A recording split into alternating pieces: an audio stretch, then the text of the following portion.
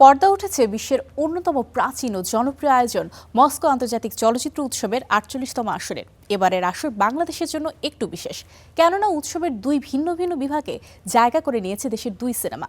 বাংলাদেশ ছাড়াও মূল প্রতিযোগিতায় রয়েছে ভারতীয় সহ বিশ্বের আলোচিত অনেক নির্মাতা সিনেমায়। মস্কোর এই আয়োজনটিকে বিশ্বের অন্যতম প্রাচীন চলচ্চিত্র উৎসবগুলোর মধ্যে অন্যতম হিসেবে ধরা হয়। ১৯৩৫ সালে শুরু, বছর ঘুরে প্রতি বছর যার রেশ চলছে এখনো। তবে দ্বিতীয় বিশ্বযুদ্ধের জন্য মাঝে খানিকটা খেই হারায় উৎসবের আলো, বন্ধ থাকে লম্বা সময়। এরপর ১৯৫৯ সাল থেকে ফের নিয়মিত আয়োজনে ফেরে উৎসবটি। এবার উৎসব প্রধানের দায়িত্ব পালন করছেন ইভান কুদ্রিয়াভতসেভ। সিলেকশন বোর্ডের চেয়ারম্যান হিসেবে আছেন সের্গেই লাভরিয়েন্তেভ।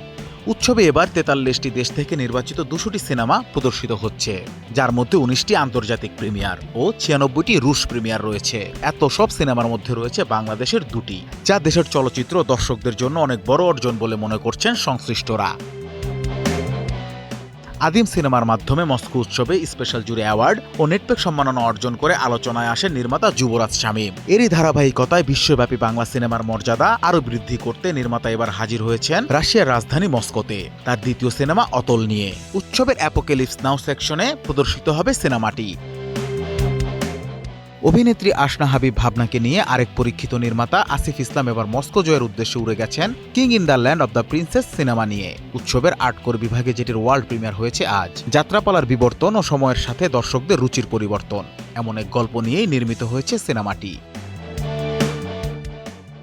অন্যদিকে প্রতিবেশী দেশ ভারত থেকেও নির্বাচিত হয়েছে সিনেমা। উৎসবের মূল প্রতিযোগিতায় আছে বহুমুখী প্রতিভার অধিকারী ভারতীয় নির্মাতা ফাজিল রাজাকের সিনেমা মোহাম, যার ইংরেজি নাম ডিজায়ার। শর্ট ফিল্ম বিভাগে জায়গা করে নিয়েছে আরেক ভারতীয় নির্মাতা সিদ্ধার্থ হরিকুমারের ভাসু।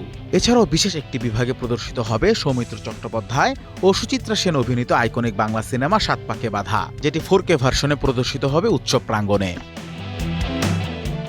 সব মিলিয়ে বিশ্বমঞ্চে বাংলা সিনেমার এই জয় জয়কার বেশ ইতিবাচক হিসেবেই দেখছেন চলচ্চিত্র বিশেষজ্ঞরা। তাদের মতে এতে করে বাংলা সিনেমা বিশ্বব্যাপী পরিচিতি পাওয়ার পাশাপাশি এই ইন্ডাস্ট্রি পাবে ভিন্ন মর্যাদা। আগামী ২৩ এপ্রিল পর্যন্ত চলবে মস্কো আন্তর্জাতিক চলচ্চিত্র উৎসবের এবারের আসর। Anas Imran, star entertainment.